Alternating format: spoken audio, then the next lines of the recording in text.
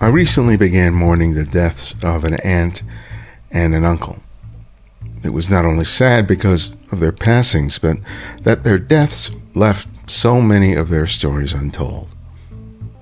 The stories of their lives, whether it was in New York City or Miami, were about more than what they ended up doing for a living. Their stories were about how they changed as immigrants into a new world and how that world changed because they were there.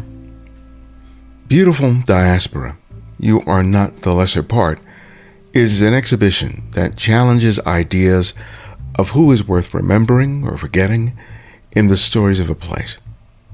It is currently being exhibited at the Museum of Contemporary Photography in Chicago. Asha Iman Veal is a curator for the show and serves as an Associate Curator at the Museum of Contemporary Photography, Chicago, and is faculty at the School of Arts Institute of Chicago. And our other guest is Farah Salem, a Chicago-based artist and art therapist counselor.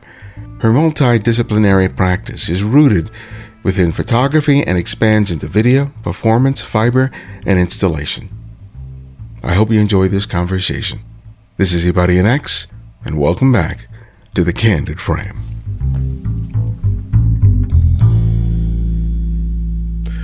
Well, Farah and Asha, welcome to The Candid Frame. I'm really pleased to have a chance to speak with both of you. But first, Asha, let's start with you and tell us about the exhibition, Beautiful Diaspora, You Are Not the Lesser. Awesome. How did that come about? So Beautiful Diaspora, You Are Not the Lesser Part is on view right now at the Museum of Contemporary Photography here in Chicago. It'll be on view until late June. There are 15 global artists of color that stand together thinking about what it is to not accept the label of minority externally, but also to reject that from the inside, and really just thinking about cross-cultural solidarity and what it is to tell stories of identity and experience in a space with other folks in ways that don't often happen, I think, in museum space, as we know. Yes. Tell me about the whole process in terms of, you come up with a concept in terms of what you want for the exhibition, and what was the journey in terms of making it happen, in terms of, getting a sense of what this project is going to be about, defining that, and then the search for people whose work would be synchronous with that. Absolutely. Something nice with our group today, Farah, was actually the first studio visit I had when I knew that I wanted to do this show in early 2021.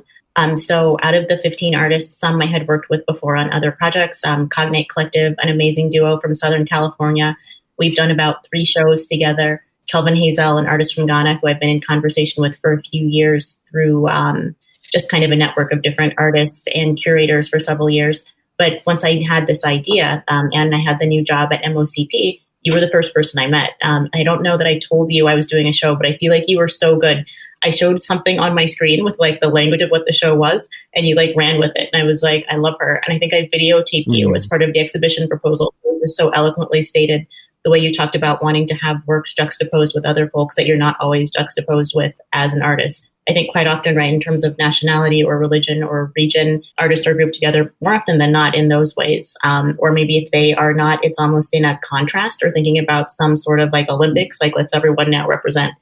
And for this show, it really wasn't that. It was telling, I think, these intimate stories through photography of place and personhood and identity, and telling them in a way that wasn't in contrast or against or separated from other people. It was really having, I think, through lines of just these commonalities. And I will say, the term person of color, I think, can be such a loaded term for people. For me, I was born in the 80s, but I'm very much probably a feminist of the 60s and 70s in my political thinking.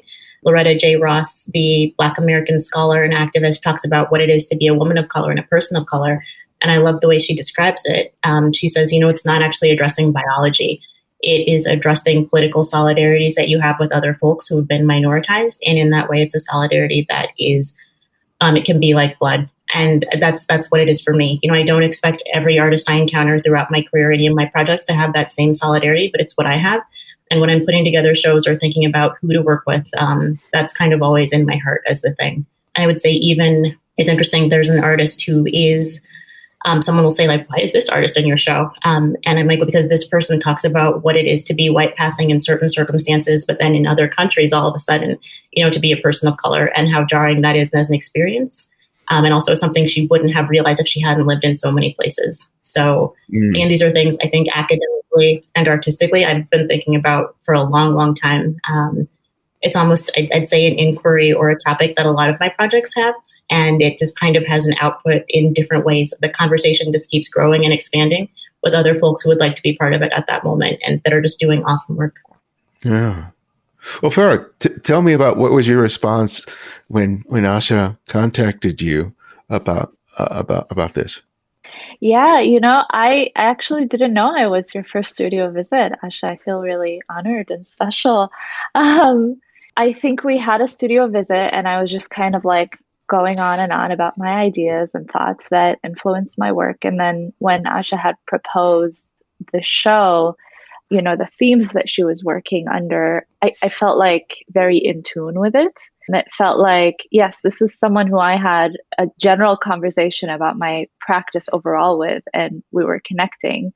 And now this is a show that's like Uber connecting us about the themes that we were talking about. So I felt like really in alignment and really excited to participate. And in terms of you deciding which work you were going to include in the exhibit, how did you come to decide that you were going to do the box series, that would be what you were submitting? And if you could describe for our listeners who have not seen the work, what that is. Yeah. So Asha had proposed this work actually to be part of the exhibit. And I was very open to it. So this series is a series that I started in 2016. It's titled Cornered. And I, haven't been sort of working or readdressing that series in a while. It's like a different part of my practice that I'd done back in 2016, and sort of having it being revisited again in juxtaposition to the conversations and the themes that Asha was addressing for this show really felt right for me. So the series itself is I call it performance photography. Others might not think so much, but it's like this figure or person traveling with the same box and sitting in a comfortably uncomfortable position. And throughout this performance series, and that figure was me performing in this box, the surroundings were these beautiful spaces of nowhere, not necessarily identified as like, oh, this is a landmark of so-and-so. But they're just beautiful spaces. But then you see this figure in an open-faced box, almost like it's a portal that transports you into this discomfort. And it brings about these questions of, why is this person sitting in this discomfort? What are these choices that drive us to get comfortable in these positions?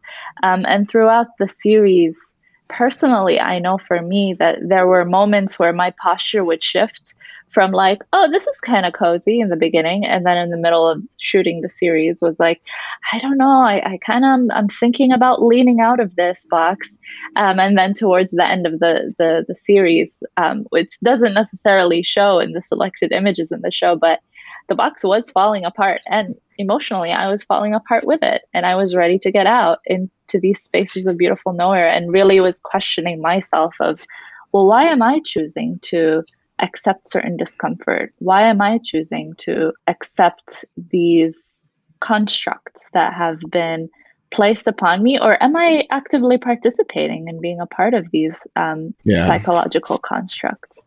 Yeah, that's one of the things I found fascinating, was how the condition of the box progressed. Is like this sort of limitation, this constriction, which could be attributed to social norms or whatever it is, but that as people who are subject to that, at some point they themselves, even though they didn't create it, they maintain it. Hence the sort of the duct tape, in order to keep it until you realize this isn't mine and it doesn't work for me. So why should I stay in there? And that's one of the things that I thought was really striking in terms of, I know what the images were doing, but your actual experience throughout that whole time of being dedicated to work was as analogous to the human experience as it was to the visual one. So I really love it. I'm sorry I don't get to see the prints up on the wall. I think I'd have even greater appreciation for it there. But let's talk about this idea of, because it seems like, Asha, you were impressed with her ability to sort of verbalize her ideas and her concepts, and you guys could have a dialogue about that. Not everyone who's in the show was able to do that because there are other parts of the world. So how did you sort of parse in conversation and reviewing their work to come down to the number of people you eventually included in the show? Yeah, absolutely. So our first studio visit actually was on Zoom. It was pre-vaccine. And then our second, we were in person post-vaccine. But I remember, I think we may have still had on masks. I know you still had your air purifier going in the studio. Of the artists, yeah, I definitely had virtual studio visits with everyone. I do not know that I actually had that many in-person studio visits. There are 3 folks that are based in Chicago. Yeah, so I definitely actually had no in-person studio visits, actually, except for you. That second time, everyone else was over Zoom or on the phone. Damon Locke's also in the show, Chicago-based. I knew his work pretty well. We know each other. So we were able to talk over Zoom and over the phone and over, email. David Ha, Chicago-based artist, we've worked together many times. I know his work, all of our conversations to begin with. He did come down to the museum to see the space. David does these amazing wall paintings using 3 different colors, red, blue, and yellow, and thinking about primary colors and how that represents what it is to be a primary person, again, and not accepting minority. So he definitely came, but I knew his work, so it was more of him getting a feel of the space and just catching up. Yeah, everyone else I had studio visits with on Zoom, on FaceTime, Google Hangouts. I think it was Ngati Smart, an artist who's based between the UK and Ivory Coast. That was the biggest surprise, having seen her work digitally and really loving it. She has these amazing photos from a series called The Queens of Babe that is looking at drag performance cultures. And they were stunning online. And then when we printed them here, having the files, it just knocked us all down. So again, you can see something and you can really fall in love with the work and have these great conversations. But sometimes it is so different when you actually see it printed and you realize you don't have that full depth. Yeah, no, so I would say really it was interesting to kind of work with people that I already had relationships with online. Other people, Johnny Pitts, I'd never met. I'd read his book, based in the UK, a writer, photographer, just reaching out to his literary agent, finding them online, introducing myself cold over Zoom. So it was definitely a mix of old relationships, kind of in introduction mediated relationships like Farah and I, and then some people I'd never met in person. You mentioned these photographers and these works might be seen as something that would normally never be put together, right? In some ways, very much so. In some ways. So what is the norm when it comes to work by people of color of any, subgenre or whatever? Under what auspices are they normally put together, and how is this a contrast to it? The political space within art, I think, often replicates the political space within the world outside the doors of art institutions. I think there are amazing coalitions of folks that will come together, but quite oftentimes you go in your own group, whatever that group is described to be, and that's where you organize, that's where you represent. And, not only do you choose that, but it's also, I think, what's expected of you based on kind of the wider discourse and power norms. We think it makes us stronger, and in some ways it very much does, but also the more we stay separate, we never really come together to defeat or come, this thing that we actually could. And I think those things are very intentional out in the world within art space. It's interesting for me working with graduate students and undergraduate students, and I like to joke with them. And I say, we work for the Olympics. We just don't know we work for the Olympics. It's the same thing. They expect artists to come in that group waving the flag of your nationality, and this is who we will look at all within this one story together. Or somehow there's, it's the same thing in a museum. You can see it the way the galleries are split up. There are rare times when people will come together. But again, I think it's less about shows of identity, and culture, and experience. And it's maybe some other topic that is more neutral or safe to have people together in the space. Yeah. And for me, that's just not the way I work as a political person in the world, but also as a curator in art spaces. It's just not the way my brain tends to work. And again, I love the projects that do that. I find them so important. But I think also to really kind of move the space ahead and also move the world ahead, you have to have people coming together, I think. Yeah. Farah, I think Can I jump in? Oh, please. I was just going to respond to that, Asha, because it kind of ties in a few pieces for me here, just like hearing the two of you talk. But this idea of like the box was falling apart throughout the process and me questioning the discomfort. And it's almost like, what systems are we upholding? And then hearing you, Asha, talk about this like Olympics, like everybody's waving their flag. And it's like, oh yeah, what systems are we upholding when, for example, for me as an Arab artist, I love being, a part of the Arab world and showing alongside Arab artists. But what about the other global conversations? So why are East Asian artists always showing together, Arab artists always showing together, like just kind of coupling and lumping groups of people together, and we never get to have this global conversation. So what systems are we upholding, even in the like political art realm? And I'm, this theme of being in the box, this discomfort can be, on so many psychological layers, but also kind of speaks to this theme. So I just wanted to share that moment of integration that came to me while I was hearing you both talk. Yeah, because the idea of the idea of who gets to show has always been a big concern, and luckily there are some sort of breakthroughs. But I think as an artist, it's already a difficult landscape to navigate, right? The fine art world and everything. But there's also sort of the personal struggle that you have. Because as an artist, you're creating something, you're saying something with your work, and sometimes you're speaking to people who are not as well intentioned as they may be. They still are ill-informed, but you nevertheless have to explain yourself in your work, right? And just as from my experience, having to explain who I am. They hear my name, they hear me speak in Spanish, and all of a sudden I have to explain who I am and contend with any assumptions they may have had before. But as an artist, that's just par for the course. But I wonder for you, Farah, if it's sometimes fatiguing to be not only the artist and a creative, but also having to be the educator to explain in order for you to just not justify your place in there, but it's like a necessary step that you have to do that an artist who's not a person of color doesn't have to do. Does that make any sense? I hope it does. That makes a lot of sense. It's definitely exhausting, especially that in my practice, it's highly informed by my experience as an Arab woman, by my cultural background, by the history and lineage that I come from. It's a huge part of my identity, and there's elements of it and symbolism that shows up in my work that's very important for me. And there's a lot of missing links for some viewers sometimes that they, I really have to do some of that heavy lifting of explaining, or I'm expected to do that because how do I say this? Like the version of my cultural background or the highlights that are sort of maybe known in the West is maybe the folklorized version or like the pop-fied version of it. Yeah. The authentic essence is not as known as dominant Western culture, which is like so much more, I guess, made accessible through media or so much more normalized, I guess.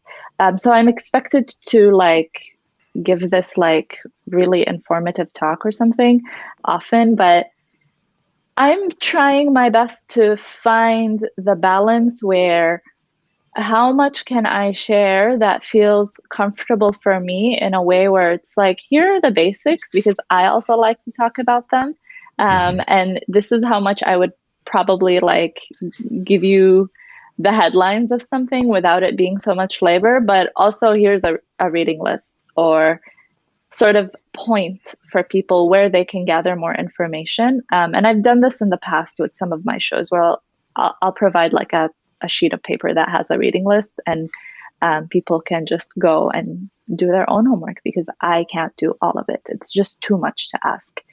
And I'm trying to lean more on collaborating with curators or, an arts programming organizer, someone who can help me introduce some of the work that I'm doing so it doesn't all have to fall on me. Because I think over explaining these elements that are in my work sometimes can take away from the work itself. And it just I'm trying to step away a little bit from, for my work to have to be this like educational material. Does that make sense? Yeah, it does. And it brings to mind this, the idea of if you're doing a particular body of work that you get pigeonholed for that you are seen as, oh, yeah, she is the Arab, feminist who does just this kind of work. While the show seems to be saying that, no, there's no particular agenda, that these people are a reflection of the variety of artists of color that exist, around the world, who are saying things that may be touching on those items or may be inspired by it, but they are revealing what makes people similar, the things they share, not just defining them in a very restricted channel. Right. So also for you to sort of, when you're putting together the proposal, you have like a dual title, right? You got Beautiful Diaspora, you are not the lesser. Tell me about the thought process in terms of not just wanting to create this exhibit based on some singular idea, but doing it in a way that you're covering a range of themes, but you still have to pitch it to people to say, okay, we're going to do it, right? How does that sort of evolve and change from the initial idea that you may have had or others may have had with you, and having a really good grasp of what you're doing and what you're trying not to do? I know that's long-winded, but not at all. Not at all. I like that you called it a process. It definitely is a process. In my mind, in maybe even 2020, early 2021, I wasn't only thinking about having a dual title. I was actually thinking about what it would be to have multiple shows happening in one space that were kind of integrated together, and for people maybe to not even know which show they were looking at, and for that to be part of the process, like walking through a building and thinking, wait, so which shows would I assume go together? Again, based on all these things that we tend to see. That was my first idea, and something I was actually probably, I don't know, until maybe even a few months ago or before the show opened, I realized this is very cool for me, but I think maybe is actually distracting from the artworks themselves. And then in the public messaging to really kind of change that and make it much more condensed in terms of two titles, two concepts, but one group of people together. So yeah, definitely a lot of working with artists and studio visits and conversations, a lot with my chief curator at the institution, even talking with marketing people, other writers, and just saying, hey, like, are you into this? And many people did love that first concept. But I think, again, as I just started thinking about what it is to facilitate, museums as an education space, but also what was the greater thing. And for me, it was just that solidarity and the artworks themselves and not getting lost in this kind of curatorial concept. And so the thing that you're kind of seeing now is the distillation of that thought process. And really just a lot of workshopping, a lot of curatorial workshopping. Yeah. And in terms of, the final selection of work and what numbers you're going to exhibit, talk to us about how that works when you're collaborating with an artist. Absolutely. I can think about all the pieces, but maybe three in particular. Jessica Chow on the first floor, who has, it's a 3-story museum, the series Suburban Chinatown, Johnny Pitts, who has the work Afropean, and then actually Sitlali Fabian on the 4th floor, who's looking at Indigenous women in her community from Mexico. In the bodies of work that are selected for this show, it was literally choosing out of like hundreds and even like thousands of images. Siza Cruz Bacani, an artist who takes pictures about domestic labor in the Philippines, also like thousands of images. And a question I would ask people was like, number one, what are you excited to show in Chicago? If you are not from Chicago, or if you've not shown your number one, just asking the artist, what do you want to show in town? Also, like, what's good for your career right now? There have definitely been bodies of work that I said, hey, can we show this series? And someone said, everyone always asks for this, Sitlali Fabian. And so we did another project. So I think it really is just thinking about the concept overall, thinking about the group, the dynamics, thinking about the space, but also like, what does the artist really want to do right now as part of this collective statement? And I would say that is the hardest thing, really choosing from.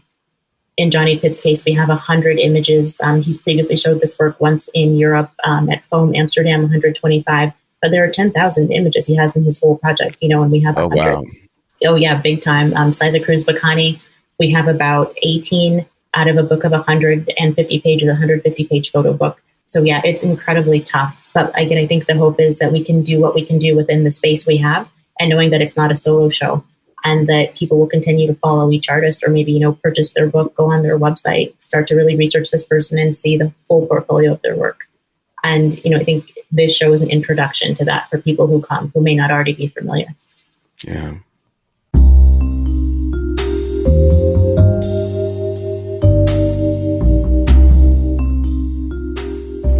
There are few things better than a lazy Sunday afternoon. I love lounging in my pajamas and slowly drinking my first cup of coffee in the morning. And then later I sit on a chair and slowly and carefully turn the pages of a good book, usually a photo book.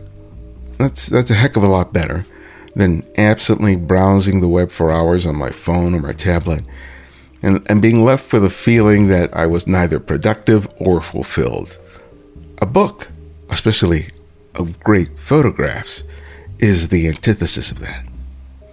That's why photo books continue to be so important to me, and why I believe that membership to the Charcoal Book Club would be invaluable to any serious photographer. Each month's selection reminds me of the unlimited approaches to photography. Each title stresses the importance of what one says with a photograph. When you become a Charcoal Book Club member, you'll enjoy a great new title every month. And if you don't like that month's release, it's okay. You can choose another of a similar value. They offer free shipping in the US, Canada, and the UK. It's subsidized elsewhere. Join the club at charcoalbookclub.com today, and remember to use the code TheCandidFrame at checkout and receive a 10% discount on your first membership payment. And we can always do with your financial support, especially if you enjoy our work here at TCF. Each episode requires time, effort, and resources, and your donations help to make the show possible. You can contribute $5, $10, $20 or more a month by visiting patreon.com/TheCandidFrame. If you've been thinking about doing this for a while but haven't gotten around to it, why not take the time to do it today? We would be very grateful. Thank you so much for your continued support. Farah, the projects that you work on, they're self-initiated. You come up with an idea, you start experimenting, you start playing around, and you start working on at least with some of the people that I've worked with, sometimes they're not really clear what it's about, but they just know they need to make it. And as they make it, they start having an understanding of what this means to them and what they're trying to express. So, but in terms of being able to, select pieces for a body of work that sort of fits whatever theme, tell me about how important it is for you as an artist to be able to speak definitively about your work. Because I think that's one of the things that a lot of photographers who are out there are sort of interested. They think they want to make the work, they create the work, but they don't necessarily want to speak to it. And it seems that to navigate this world, that's something that's a skill that you have to develop. So talk to us about that, not only with this current exhibit, but any other, exhibitions that you've been a part of. Yeah. This was a big lesson for me because I too used to feel like, okay, well, my work needs to speak for itself. I don't want to talk about it. This is why I'm a visual artist. I don't really verbalize things well, but I can't speak for everybody. But I know from my personal experience, it was actually a moment of growth for me, to like a personal moment of growth, to be able to feel more, find ways to verbally communicate what the work is about. Because actually the way I started with photography, I was handed a camera when I was 14, and it was after my mom had passed. I was so shocked because of that trauma. I didn't know how to verbalize or process that grief. So I used the camera for many years to kind of document and visually help me express myself. That verbal part of my, ability to process what was happening, because of the shock, I couldn't do it. And trauma tends to turn the part of your brain that can verbalize. So I can only speak from my personal experience that as I started to more and more take myself seriously as an artist, I would say, in my mid-20s, or like earlier on in my 20s, I started having more conversations about the work. And that prompted me, those conversations, that back and forthness prompted the verbal aspect to start to come along. And for me to find, it's kind of like a healing process for me to be like, oh my gosh, I can actually talk about the feelings that go behind the work, and finding value in that. I find value in it not just because of like, wow, the art world, look at me, I can talk about my work. But for me, it feels so personal to be able to, wow, after, having gone through that traumatic experience, now I can finally talk about my work. And, sometimes it takes me a while to find those words to, it's kind of like what you said earlier. Sometimes you just have to make the work, you just have to get that out of your system, and then you'll know how to talk about it. And sometimes that still happens. But what I find most valuable that helps me really verbalize and frame what the work is about is those ongoing conversations that I keep having with people who are interested in my work, whether they're curators, exhibition visitors, just people who are like, hey, let's have a Zoom conversation. I have some questions. Those conversations really excite me and kind of help me grow more confident in finding those words to describe my work. So I don't know how much it is, again, for like necessarily for the fine art world, or how much is it for me I mean, I can't advise everybody other than like go with your own process and find what feels good for you. And for me, it feels good to finally be able to verbalize or have words for my visuals. It feels really important and essential. And also for you, how important is that when you're speaking to an artist to have that skill set? Is it essential? I wonder if artists, whether they're very young artists or they've been practicing for a long time, I think sometimes maybe a desire to not want to speak about the work can be rooted in a vulnerability of what it is to be criticized as an artist. I think, whether it's in art school workshops, whether it's from your family, I mean, people really criticize the work. When they're criticizing something you put so much into, they're criticizing who you are, the way you see the world, the way you express your feelings in materiality. So I think sometimes when people say, I don't want to talk about the work, I just want it to speak for itself, I think that also can come from a place of having been criticized and not wanting to actually speak. I think, again, that's something that develops over time in different scenarios, different collaborative partners that we find. And I think people speak more as they become cared for and supported. And all of a sudden, then, like, just words will flow. And I think about it in different ways. Just me as a curator doing my job, it's incredibly helpful when people can talk with me about what they're doing, because then I can think about how it can work in a museum, how it can work in different art spaces, how it can work in a group show or as a solo show. Also, as someone who represents the work, like Farah's not at the museum all day, every day, I can actually know how to speak about someone's work in a way that it can resonate with the public. And I think sometimes as a curator, people can take a lot of liberties. I'm not someone who actually takes many. So I really try to deliver it in a way that the artist has communicated to me. So I think it's a skill, yes, but I think it's also a level of comfort that develops over time. The subtitle, "You Are Not the Lesser," is defining that people of color are, in a variety of different ways, made to feel like they're secondary. But a lot of the work that's in the show isn't a direct reaction to that oppression, that discrimination. You don't look at that work and you go, okay, they are commenting on lynching or whatever it is. It's much more broader than that. So the beautiful diaspora, it's very clear to me. But that second part, I think that's it. It's who are you making the comment to, right? It seems like if my initial response was like, oh, this is commenting on the artist, then I realized, wait a second, it's also speaking to the very people who are looking at the work. So that subtitle is absolutely critical. So tell me how that plays a role in putting this all together, in this, especially how you are seeing it and what you're trying to say with it. Yeah, I love that second title. And again, I think the thing I love about it is that so many things can be triggered in each individual, depending how you walk through this world. Even you were saying before what it is to speak Spanish or people to question your name, even within diasporas, within these assumptions people make about people based on our exteriors, sometimes we're meant to feel that you're the lesser part or you're just somehow not. And I think, it doesn't have to be it's weird. People make this assumption that it's a show about anti-Black racism. And actually, that's not really what's going on. It's not a show about racism at all. It is just what it is it's like that box, you don't put yourself in that box. It's a show about not putting yourself in that box, really. And I think everyone does that in so many different ways across your experience. Yeah, very much so. For me, we talked about this in the studio visit with Farah. I tell the story every day of my life now until the end of June. I grew up in Northern California, actually in a very progressive part of the country, but I was still 6 years old. I'm Black American. My family is from the South. I grew up born and raised in California. I came home from school and said to my mom, I learned at school we're minorities. And I was like so excited about this, because I learned something new.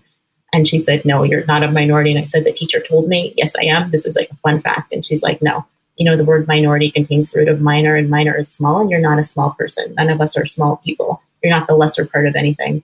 And I think even sometimes with the term minority, people will think about it in terms of like, actually, people of color are a global majority. And that's a fine argument, but it's not even the argument I'm making. Like, you don't need numbers or a fact to just know that you as a person are not a small person, So that can be in a way if it's thinking about white supremacy. But again, that can be a way of thinking about gender. It can be thinking about class. It can be thinking about anything, or even, again, within groups that are maybe assumed or believed to be the same, like who's where, colorism, all these things. So I think hopefully it resonates with everyone who comes in.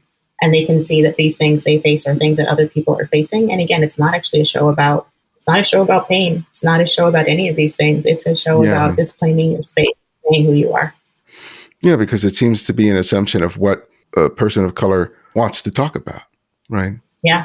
And they're saying, well, why do you want to do that? Why aren't you doing something on drug addiction, about poverty, about, sexual abuse, whatever it is that they think is the primary concern? And the reality is everything is a concern, right? We have to deal with things that other people don't have to deal with. So if I choose to do something that appears initially to be about mundaneness, all those things, those restrictions that are put on society are still informing how I do everything. So if I just choose to focus on one aspect of my mundane life, it's going to be injected by that. It can't help but be. So it's like so it's important for everyone to sort of understand. It's like we're just not hitting the same note over and over again. That's fatiguing for the viewer. It's fatiguing for the artist. But you do artist therapy, is that right? I'm an art therapist. Art therapist, like outside of being a studio artist as well.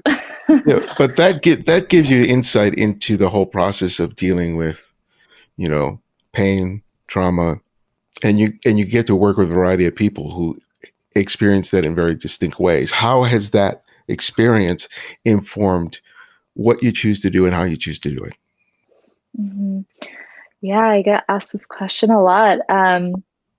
Well, I think that working as an art therapist kind of puts me in this position where I feel really privileged that people are able to trust me with their most intimate and vulnerable thoughts and feelings. And that actually really inspires me to think of myself as an artist, of how can I also share some of this vulnerability with viewers through my art, but also elicit those moments, those intimate moments for viewers, to allow the work to take them into their internal worlds and allowing themselves to internally have these conversations and moments that are like exploring certain feelings that we might tend to set aside.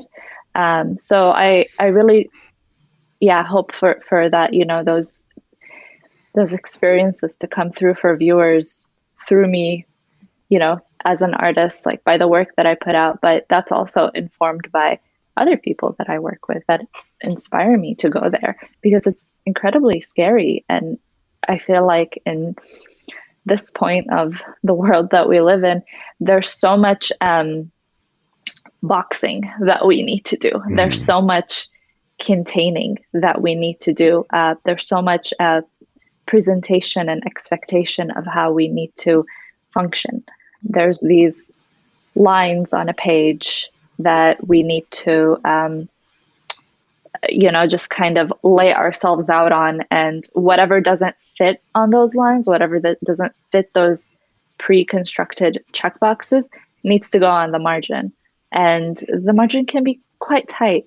And whatever is left on the margin, I sometimes think about it as, oh my gosh, I'm going really abstract. But anyways, whatever is in the margin can also why does it have to be quote unquote the lesser part? What if these margins expand and they're beautiful as they are? I feel like I went on a tangent, but I hope that made sense. I love tangents on my podcast. So it's good stuff. Asha, talk to me about, you mentioned that you have a lot of floor space in which to exhibit the work, but you have to be very thoughtful in terms of what work do you show to next, and think about the entire experience someone's going to have from the moment they enter the room to they see the last piece of work. I've never done it before, so I would love to get some insights into how you define that. How do you determine where what goes? Yeah. I think definitely each curator works differently in the way they compose. I love thinking about curatorial theory and the ways that people describe things. Some people say, they almost work in a visual narrative, and other people are like, no, it's not a narrative. Some people say you're almost in like a stage of theater, but that all the players, the audience, the actors, everyone's on stage together, and it's kind of this collaborative space in that way, even though you're working with still works in a photography museum. People take it all different ways. For me, it really is, it's wanting to tell that story. And you kind of do a thing where without, there's strangers who you do not know that will come into the museum. And you try to get in their heads to think about how these strangers can come in and they can be a part of this story. And that, it won't be exactly the same for everyone, but you try to create one through line through visuality. Farah's work is actually right when you come in the museum through the front door. It's on the back wall in the main gallery on the first floor. The first thing you see. It's so compelling, especially I love that top row. There are 3 photographs that all have this beautiful blue. And for me, it's like as soon as someone comes in, there's a positive vibe in the space. Again, no matter what assumptions people might have based on the titles, there is a positive vibe in that space. There is also a woman who is central. The first thing that you see, you look to a left, there is Widling Cadet, a Haitian American woman, 3 very striking portraits against a wall that's been painted in a color requested by the artist, this kind of very lovely pale pink shade. On the right, there's Johnny Pitt's work, which is this amazing bricolage of 100 images, primarily black and white, small scale. So even just thinking about what it is to have, women that are foregrounded, having, black and white works juxtaposed with color inside of a space. Sunil Gupta, another artist, is also on that main gallery with smaller works, about 12 that we have. So you're also kind of thinking about this experience of, how many things to have on different walls for people to kind of absorb. So as they're interacting with each body of work, they're also kind of getting this full story in a way that's hopefully not overwhelming, but is just really welcoming. There's another gallery to the right where there is Jessica Chow, we mentioned. She has 6 photographs, and then Kelvin Hazel, an artist based in Ghana, who has this large sculptural piece, not a photograph included. So I'm also thinking about how can we have the experience of people changing the mediums that they're seeing. So again, it becomes more impactful as you see each thing and you don't feel that you're following into one format. In my head, there's also hopefully a rhythm that's happening, that you want people to kind of be falling into a rhythm of this work, but also, the arrangement overall. There's another gallery on the first floor that has a video installation. It's a full 4-wall video installation with sound. There is one projection of a video on another floor that is just a flat screen projection on a wall. So even in thinking about that, I'm like, well, I don't think I'd want necessarily 2 of the same type of video projection, but how do we have things that are different for people to interact with in the space? That series by Ngati Smart that I mentioned before, of the drag performers from Ivory Coast, they are these huge, striking images. And even thinking at one point I had them on the first floor. And it's like, no, you need to have things that can balance each other. And, you don't ever want there to be like pull or something going one way. You just want it all to work.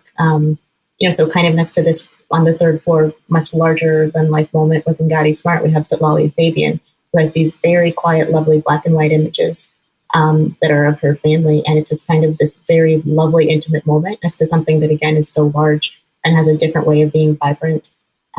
There's also the Cognate Collective piece. Amy Sanchez Arteaga and Misael Baez on the 3rd floor, along with those works. It is literal clotheslines with clothing hanging and small prints. It's a sculptural installation. Mm-hmm.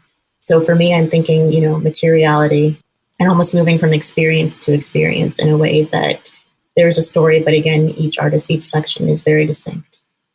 There's a lot of work that you put in from the initial concept to the closing.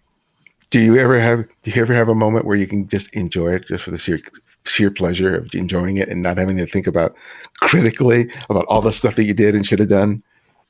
Yeah, I like that question. I will be honest. I remember when I was studying curatorial theory, it was very different. I would go to museums and just sit with artworks for a long time and just enjoy being in that process. And I still do that, but I don't get to do that for long periods of time anymore. I still have that enjoyment in studio visits, but when I'm inside of a museum space, I don't get to just sit for hours the way I used to, and I miss that. Yeah, it's faster now. But maybe it's that I'm at a different phase of learning, so I'm maybe still learning, but it's just a different phase of learning where everything feels fast. But I would say I still love walking through the show. After working on it for over, a year and a half, it has a run in your home museum. Hopefully it can travel, but it's, for only so many months. So I make sure to walk through the museum and see the show. There are times if I've arrived early when I think no one's around, and then I try to sit, it's just no one's going to ask me anything. I can just kind of sit here and be here for a moment. But yeah, it actually does change, and it is different. I think that probably happens in every life or every path we take. It's never the same as the way that you begin. Yeah. Farah, did you get a chance to see the show? Oh, yeah, I did. So tell me about your experience taking it in for the first time. Well, actually, interesting story. So this work, I did it in 2016, and then it was traveling part of an exhibition for International Women's Photographers Award for many years. And it was had its run, it's traveled, but I never got to see it because I was busy doing grad school and I couldn't, I knew what the work looked like, but I never saw it in person. I never stood in front of these prints because they were always traveling. So having the first time, I won't forget walking into the space and seeing these works printed in front of me. And it's the first thing you see when you walk in. It was just a very personal moment of, wow, this is full circle, because I made this work right before I moved to Chicago, and now it's in my home city and I get to experience it. And so it was just a very powerful moment for me to see my work, but then starting to move around the space and sort of lean into the other stories and the multiplicity of topics that are coming through the other artists' work, and finding these really beautiful moments of intersectionality. So there's this global discussion that is happening with its multiplicity of colors and themes and thoughts.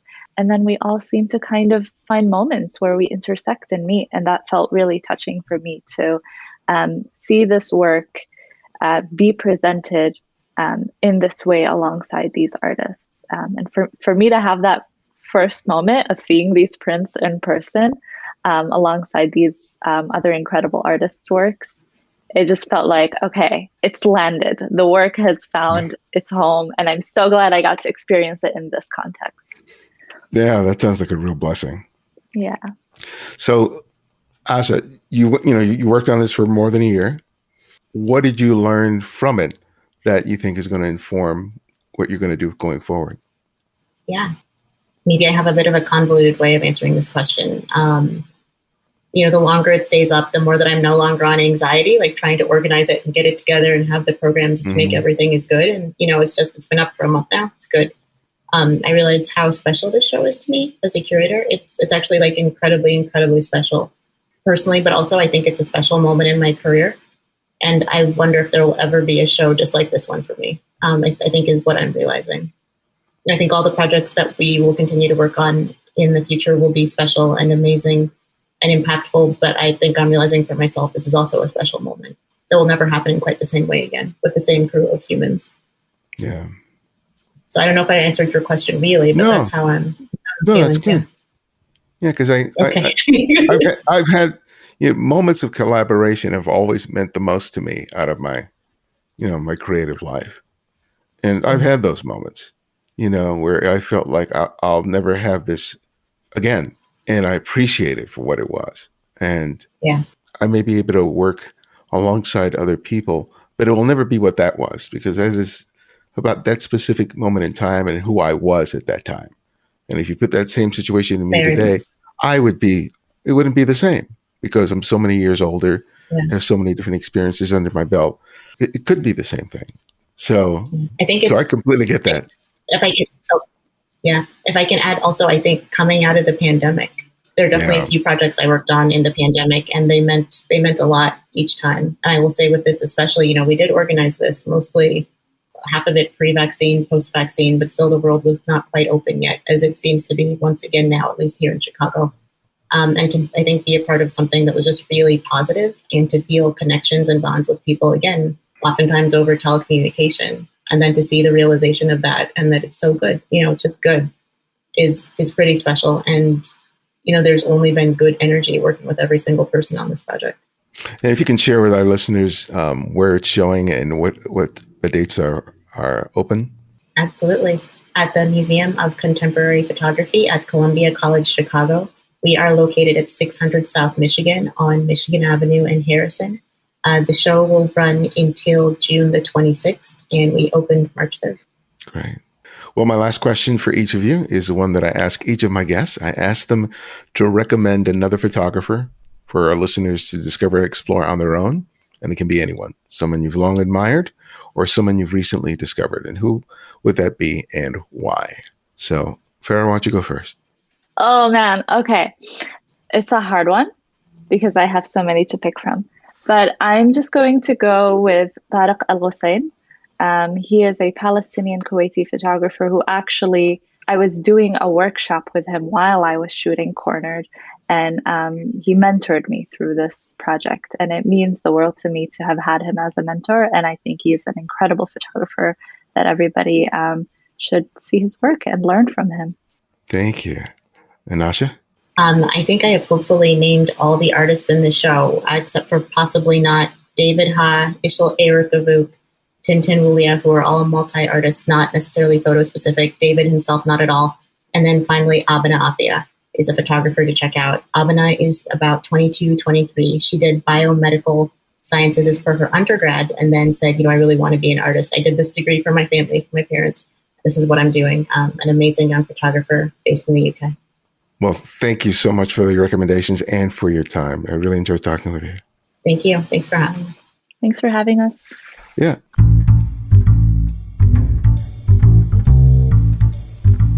Thanks to Farah Salem and Asha Iman Veal for joining us. Find out more about the exhibition by visiting the website of the Museum of Contemporary Photography, Chicago, at moco.org. That's MOCO.org. And if you are a fan of our work here, you have different ways to support us. You can write a review on whatever service you use to listen to podcasts, and share a favorite episode on your social network, be it Twitter, Facebook, or Instagram. And you can support us financially by contributing via PayPal or Patreon. Thanks to Thomas Nilsson for his generous contribution. And if you can't find every episode of the show on whatever service you use to listen to podcasts, download the Candid Frame app, available for Apple iOS and Android. And because of your generosity in the past, it's free to download and use. No additional purchases are required. The Candid Frame audio engineer is Martin Taylor, who you can find at theothermartintaylor.com. The show's senior producer is Cynthia Parker, and our music is from Kevin MacLeod, whose royalty-free music can be found at Incompetech.com. And this is Ibadian X with an extra gravelly voice, and this is The Candid Frame.